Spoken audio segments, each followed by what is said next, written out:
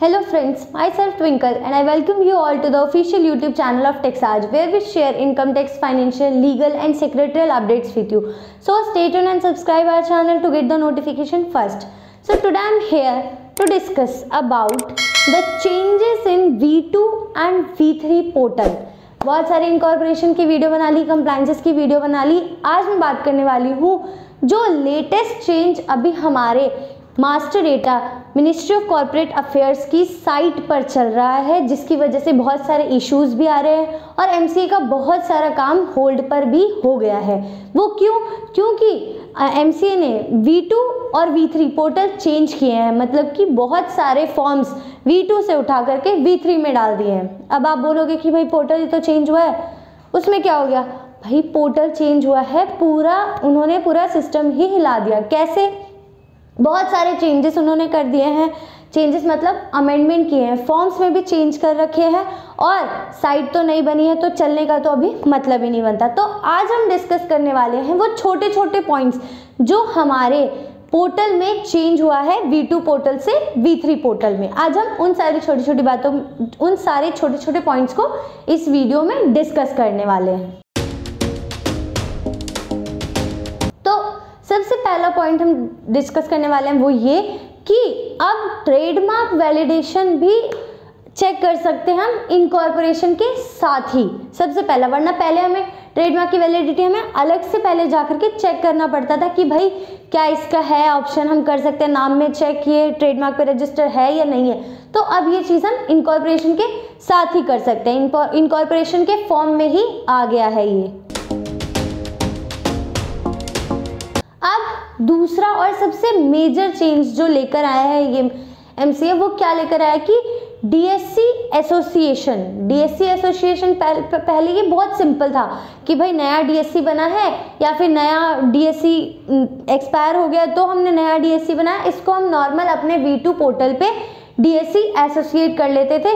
वो कैसे करते हैं उसका हमने एक प्रॉपर स्क्रीन रिकॉर्डिंग वीडियो हमने यूट्यूब अपने चैनल पर डाल रखा है, आप वहाँ पे जाकर के देख सकते हैं। तो पहले कैसे करते थे हम पहले, और अभी भी वो होता है कैसे कि नॉर्मली हम माई सर्विसेज में गए, वहाँ पे आता है एसोसिएट योर डीएससी, वहाँ पर जाकर के हमने अपने डीएससी लगाए, डिटेल्स फिल करी और बोलता है कि हाँ जी आपका डीएससी सक्सेसफुली एसोसिएट हो गया है। लेकिन अब इस V3 ने क्या बोला है? V3 ने कहा है कि भाई अब आप जब भी कोई नया डीएससी बनाओगे तो आपको उसका बिजनेस यूज़र बनाना पड़ेगा, उसकी प्रॉपर लॉगिन आईडी बनानी पड़ेगी, उसके बाद उस लॉगिन आईडी को ओपन करो, वहाँ पे जाकर के एसोसिएट डीएससी होगा आपका।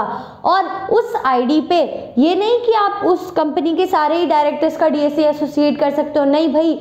अगर मान लो कि एक कंपनी है उसमें 2 डायरेक्टर हैं, ठीक है, 2 डायरेक्टर है तो दोनों के लिए अलग अलग बनेगा। अगर मुझे दोनों का डीएससी यूज़ करना है या दोनों का ही डीएससी एसोसिएट करना है तो मुझे दोनों के लिए अलग से यूज़र आईडी बनाना पड़ेगा और उस यूज़र आईडी में अलग अलग सेपरेटली जाकर के अपने डीएससी एसोसिएट करने पड़ेंगे। अगला जो चेंज आया वो आया है EMOA और EAOA।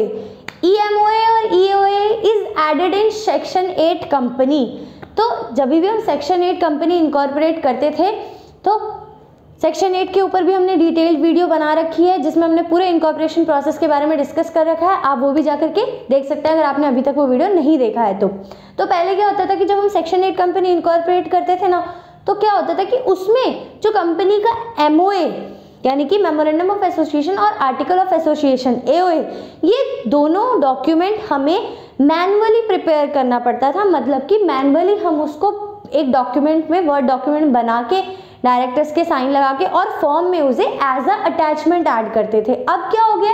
अब आ गया है EMOA और EOA, मतलब कि जब आप सेक्शन 8 का फॉर्म इनकॉर्पोरेशन के लिए प्रिपेयर करोगे आपको वहीं पर वो EMOA और EOA बनाना पड़ेगा, मैनुअली नहीं बनाना है। अब नेक्स्ट जो चेंज आया वो आया है DR2। ये मेजर चेंज आया क्या कि DR2 एक ऐसा फॉर्म होता था कि हम बहुत ही इंपॉर्टेंट फॉर्म होता है, जब हम इनकॉर्पोरेशन करते थे तो DR2 फॉर्म बनाते थे। DR2 मतलब कि उसमें हम जो भी पर्सन्स हमारी कंपनी में डायरेक्टर बन रहा होता था उसकी सारी डिटेल्स जाती थी, सारी मतलब कि उसका नाम, पापा का नाम, एड्रेस, उसका KYC detail A to Z जाता था। अब वो फॉर्म ही रिमूव कर दिया, मतलब कि DR2 अटैचमेंट ही रिमूव कर दी गई है। अब ये सारी चीज़ आपके फॉर्म में ही जाएगी, फॉर्म में ही आपका मतलब कि DR2 भी आपके फॉर्म में इंक्लूड हो जाएगा। नेक्स्ट चेंज आया हमारा NIC कोड। NIC code 2008। जब हम पहले इनकॉर्पोरेशन करते थे V2 पोर्टल पे, तो इनकॉर्पोरेशन के टाइम पे हमें NIC कोड सर्च करके डालना होता था। NIC कोड क्या, उसमें हम अपने कंपनी का जो भी ऑब्जेक्ट होता था वो उससे रिलेटेड NIC कोड सर्च करते थे। गूगल पे जा करके एक लिंक है, उस पे जा करके हम जो भी अपना NIC कोड मतलब जो भी हमारा ऑब्जेक्ट है उससे रिलेटेड हमने NIC कोड सर्च किया और वो उठा करके हमने अपने इनकॉर्पोरेशन के फॉर्म में डाला है। अब नए पोर्टल पे क्या हो गया, नए पोर्टल पे क्या हो गया कि आपको बाहर कहीं जाने की ज़रूरत नहीं है। आपको पोर्टल पे ही, जहाँ पे आप अपना इनकॉर्पोरेशन का फॉर्म बना रहे हो, वहीं पे आप अपना ऑब्जेक्ट डालो, वहीं पे सर्च करके आपके NIC कोड वहीं पर आ जाएंगे। आपको वहीं पे सेलेक्ट करने का ऑप्शन आ जाएगा, बाहर से आपको ढूंढने की ज़रूरत नहीं पड़ेगी।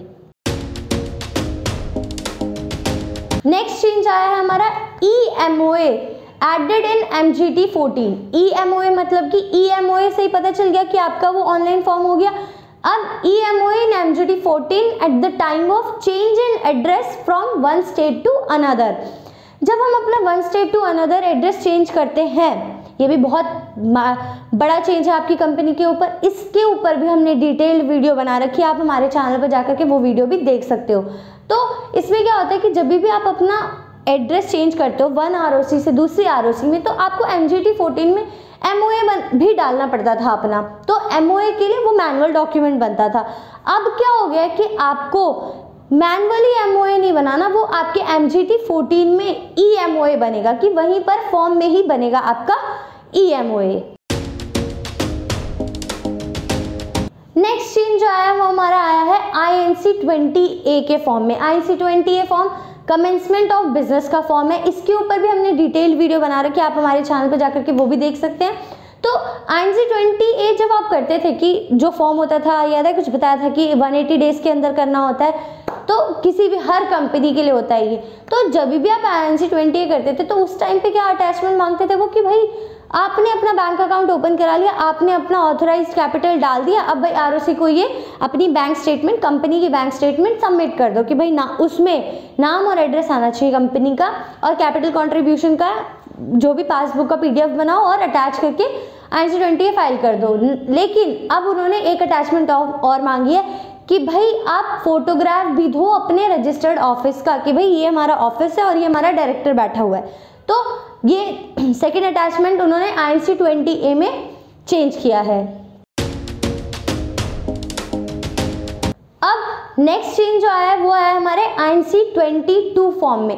INC 22 फॉर्म मतलब कि एड्रेस चेंज। जब हम अपना एड्रेस चेंज करते हैं तो एड्रेस चेंज के लिए जो फाइनल फॉर्म फाइल होता है, जिससे हमारा एड्रेस मास्टर डेटा पे भी अपडेट हो जाता है, तो उस फॉर्म में चेंज आया। उस फॉर्म में दो चेंज आए हैं। दो चेंज क्या आए हैं? पहला चेंज तो सबसे बड़ा कि पहले वो फॉर्म था STP, स्ट्रेट थ्रू प्रोसेस। तो स्ट्रेट थ्रू प्रोसेस का मतलब क्या है कि आपने वो फॉर्म आज फाइल किया और फाइल करते ही, अपलोड करते ही आपका मास्टर डेटा अपडेट हो जाता था। लेकिन अब क्या हो गया, अब वो नॉन STP हो गया है। मतलब कि अब आप वो फॉर्म फाइल करोगे, उसके भी अप्रूवल के लिए आपको वेट करना पड़ेगा। ये नहीं कि आज आपने फॉर्म फाइल किया, आज ही आपका एड्रेस अपडेट हो गया, नहीं, अब आपको उस चीज़ के लिए भी वेट करनी पड़ेगी अप्रूवल के लिए। तो और सेकंड चेंज क्या आया इसमें? सेकंड चेंज आया है, पहले ये एड्रेस जब आपने INC 22 फॉर्म फाइल किया तो इसके जो भी डॉक्यूमेंट्स लगते थे, जो भी वैलिड डॉक्यूमेंट्स इसके बनेंगे, रेजोल्यूशंस वगैरह बनते हैं, NOC वगैरह लगती है। अब क्या बोला है कि भाई आप रजिस्टर्ड एड्रेस चेंज कर रहे हो तो मुझे साथ में फोटोग्राफ भी चाहिए। फोटोग्राफ किसकी चाहिए? प्रेमाइसेस ऑफ योर बिल्डिंग की, उस प्रेमाइसेस की फोटो चाहिए मुझे with the board of company. मतलब कि उस प्रेमाइसेस में आपकी कंपनी का भी बोर्ड होना चाहिए कि भाई ये कंपनी यहाँ पर है। और सेकेंड फोटो चाहिए आपके एक डायरेक्टर की, अपने ऑफिस की फ़ोटो चाहिए कि भाई ये मेरा ऑफिस है और यहाँ पे मेरा डायरेक्टर बैठ के काम कर रहा है। ये 2 फोटो भी आपको INC 22 में ऐड करना अब मैंडेटरी हो गया है। पहले मैंडेटरी नहीं था, अब मैंडेटरी कर दिया है। नेक्स्ट चेंज आया हमारा PS3 में। PS3 में क्या आया हुआ है कि पहले PS3 होता था कि जो भी आपने इक्विटी और प्रेफरेंस शेयर्स अलॉट किया है उसकी डिटेल्स आती है। अब क्या कर दिया, वहाँ पे ऑल टाइप ऑफ सिक्योरिटीज के लिए आप PS3 में change all type of security कर सकते हो। ऑल टाइप ऑफ सिक्योरिटीज आप अलॉट कब करते हो, प्राइवेट प्लेसमेंट और राइट इशू के टाइम पे किसी भी सिक्योरिटी का अलॉटमेंट होगा उसकी डिटेल्स आप PS3 के थ्रू ROC को फाइल करोगे। नेक्स्ट चेंज आया हमारा लिस्ट ऑफ अलॉटीज में। लिस्ट ऑफ अलॉटीज मतलब कि बहुत सारे हम जब MCA के फॉर्म्स फाइल करते हैं वहाँ पे हमें लिस्ट ऑफ अलॉटीज डालने की ज़रूरत पड़ती है। लिस्ट अभी किस में पड़ती है, जब हमने प्राइवेट प्लेसमेंट करते हैं। एग्जाम्पल के लिए जब हम प्राइवेट प्लेसमेंट करते हैं तो हमें वहाँ पे लिस्ट ऑफ अलॉटीज की एक सेपरेट डॉक्यूमेंट बनाना पड़ता है कि भाई वहाँ पे मांगते हैं हमसे कि लिस्ट ऑफ अलॉटीज का डिटेल दो, लिस्ट दो हमें उनकी। तो अब ये क्या कर दिया कि अब लिस्ट ऑफ अलॉटीज आपको सेपरेट डॉक्यूमेंट नहीं बनाना है, उसके लिए वहाँ पर फॉर्म में ही ऑप्शन रहेगा, फॉर्म में ही लिस्ट ऑफ अलॉटीज जाएंगे। अब एक चेंज और आया है, वो भी आया है क्या, लिस्ट डिक्लेरेशन का। मतलब कि जब आप PS3 फॉर्म फाइल कर रहे हो कि आपने शेयर कैपिटल बढ़ाया, एक बार अप्रूवल में ही है और दूसरा भी आपने फाइल कर दिया, तो अब ऐसा नहीं कर सकते आप। जब तक आपका एक प्राइवेट प्लेसमेंट पूरा अप्रूवल नहीं आएगा PS3 का, तब तक आप सेकंड फॉर्म नहीं फाइल कर सकते हो। और इस चीज़ के लिए आपको प्रॉपर डिक्लेरेशन भी देना पड़ेगा कि मेरा कोई भी प्रीवियस PS3 अप्रूवल के लिए पेंडिंग नहीं है, ये डिक्लेरेशन आपको देना पड़ेगा। नेक्स्ट चेंज आया हमारा फॉर्म 28 में। फॉर्म 28 में चेंज आया कि फॉर्म 28 जो हमारे LLP के लिए होता था, फॉरेन लिमिटेड लायबिलिटी के लिए होता था, अब उसमें ये चेंज आ गया कि पहले वो फॉर्म था STP मतलब स्ट्रेट थ्रू प्रोसेस, जो कि तुरंत अप्रूव हो जाता था, लेकिन अब वो हो गया है नॉन HTP मतलब वो आपका तुरंत अप्रूव नहीं होगा। ठीक है, उसके बाद हमारा नेक्स्ट चेंज आया है फॉर्म के साइज में। जब हम V2 पे काम करते थे, V2 पे काम करने का हमारा जो फॉर्म साइज था वो 6 MB से ऊपर आप अपलोड नहीं कर सकते हो। कोई भी सिंगल फॉर्म आपका 6 MB से ज़्यादा नहीं होना चाहिए। और इनकॉर्पोरेशन के जो फॉर्म्स होते थे उसमें 3-4 फॉर्म्स एक साथ फाइल होते हैं, उन सारे फॉर्म्स का साइज भी आपका 6 MB से ऊपर नहीं जाना चाहिए। मतलब सिंगल एक form, spice part B form जो होता था वो हमारा बहुत बड़ा होता था क्योंकि उसमें बहुत सारी अटैचमेंट लगती थी, और सबसे मेन फॉर्म कंपनी का वही होता था जिसमें कंपनी की A to Z डिटेल्स जाती थी। तो वो फॉर्म बहुत बार साइज ऊपर चला जाता था, तो हमें उसे कम करना पड़ता था। और जब हम फॉरेन सब्सिडरी कंपनी बनाते हैं उस केस में तो हमारे पास बहुत सारे डॉक्यूमेंट्स हो जाते हैं जो कि बहुत ज़्यादा MBs के होते हैं, क्योंकि वो सारे फॉर्म्स जो होते हैं वो हमारे अपोस्टाइल्ड होते हैं। उस केस में बहुत ज़्यादा इशू आता था क्योंकि फॉर्म को कंप्रेस करने में। तो अब क्या कर दिया उन्होंने, अब उन्होंने फॉर्म का साइज 6 से बढ़ा करके 10 MB कर दिया है। 10 MB तक आप अपना फॉर्म फाइल कर सकते हो। तो ये कुछ चेंजेस थे। INC 22 में ये भी चेंज आया है कि अगर आपका प्रीवियस कोई भी फॉर्म पेंडिंग फॉर अप्रूवल है तो आप INC 22 नहीं फाइल कर सकते। पहले क्या होता था कि इस साइड हम ऑब्जेक्ट भी चेंज कर रहे हैं या फिर एनुअल फाइलिंग चल रही है हमारी, कुछ भी कोई भी एक फॉर्म हमने, यानी नेम चेंज, मान लीजिए कि आपने नेम चेंज के लिए फॉर्म फाइल कर रखा और आप यहाँ सोच रहे हो कि भाई नेम चेंज, जब तक नेम चेंज का अप्रूवल आता है तब तक मैं अपना एड्रेस चेंज कर लेता हूँ क्योंकि STP फॉर्म है वो तो मेरा तुरंत हो जाएगा। तो उन्होंने बोला कि नहीं भाई, अब आप ऐसा नहीं कर सकते हो। आप कंपनी का एड्रेस तभी चेंज कर सकते हो जब तक कि आप मुझे बताओ, जब तक कि आपका कोई भी previous form pending for approval नहीं होना चाहिए। ये कुछ चेंजेस आए थे हमारे नए V2 से V3 पोर्टल पे।